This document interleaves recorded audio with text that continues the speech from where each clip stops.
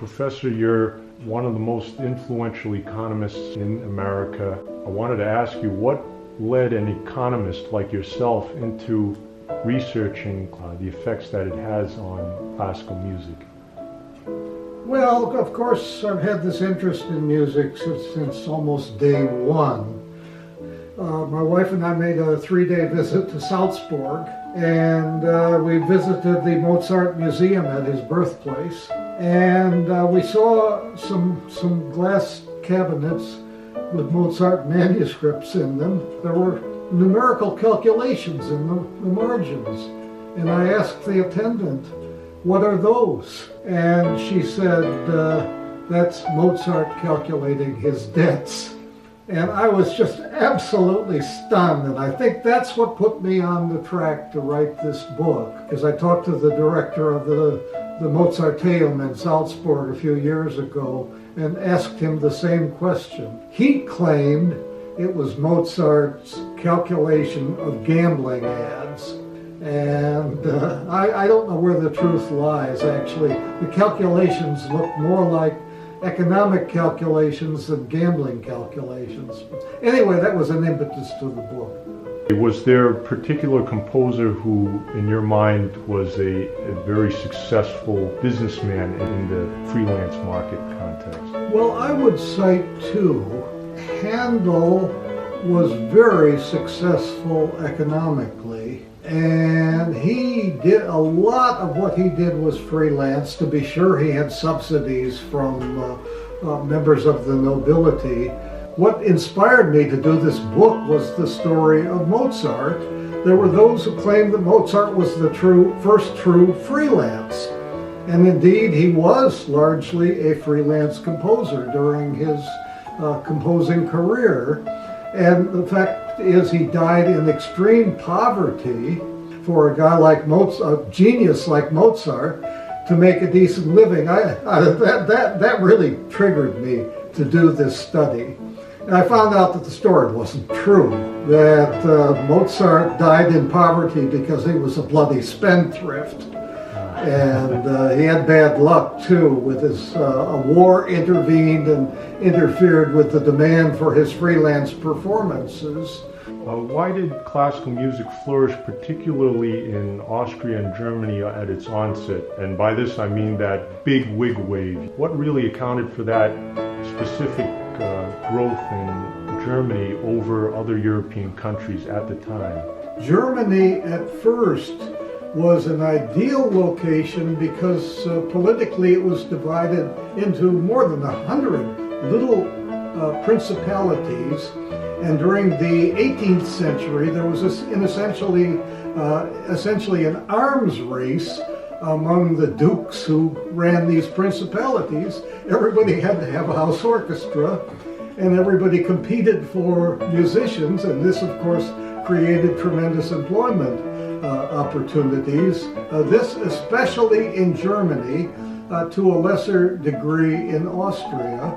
It's remarkable when you look at composers employed in German courts. It's just amazing how many of them came from Bohemia. According to the 18th century music historian Burney, in the elementary schools, the musical education in Bohemia was extraordinarily good and pervasive. And it wasn't just music that was advancing during this period. It was also art. That was probably the precursor, graphic art, and especially science. It's very little well known that one of the greatest scientists of all time, Galileo, had a father who was a professional musician in the court of the Medicis in Florence. With the development of railroad transportation in the 19th century, that greatly increased their mobility. Now that doesn't mean they weren't mobile in earlier centuries. Bach, for example, walked all the way from Arnstadt up to Lübeck, from the middle of Germany to the very northern tip of Germany, so that he could, he was looking for a job. There was a huge amount of travel even in the 18th century, but it became easier, and therefore one could take more advantage of the opportunities. Handel, composing in the first half of, mostly in the first half of the 18th century, he started in Saxony of Germany. He went down to Italy and learned from fellow composers in Rome. And then he went back up to Germany, and then he went back to England. And for his operas, he used to travel back to the continent to recruit singers. So despite the difficulties, people did travel before the railroad, but the railroad made it a lot easier. In your book, you had a graph of the most recorded composers. And that was Bach. Yeah, Bach, and Mozart was a close second. Yeah, Beethoven's up there. I think Beethoven's above Mozart, I'm Yeah. not sure. As a classical music enthusiast as yourself, could you tell us a little bit about how you became introduced to classical music and how it's moved you personally? Well, that's really complicated. I've gone over that in my head recently. I come from a small town in the middle of Illinois. But then I think my small hometown, shortly after World War II, developed its own FM radio station. And they broadcast an hour of classical music a day, and I began listening. I'm not sure, but I think I first got hooked on Handel. Yeah. I remember going out and buying records of Bach's 6 orchestral suites, which play a leading role in Huxley's Point Counterpoint, in which there were musical analogies that just absolutely struck me and made me one of the world's most vociferous J.S. Bach fans. I remember from being a student of yours, one story that we had shared that still stays with me is the time when you had mentioned you were mistaken for Rostropovich, which is a very convincing story to me.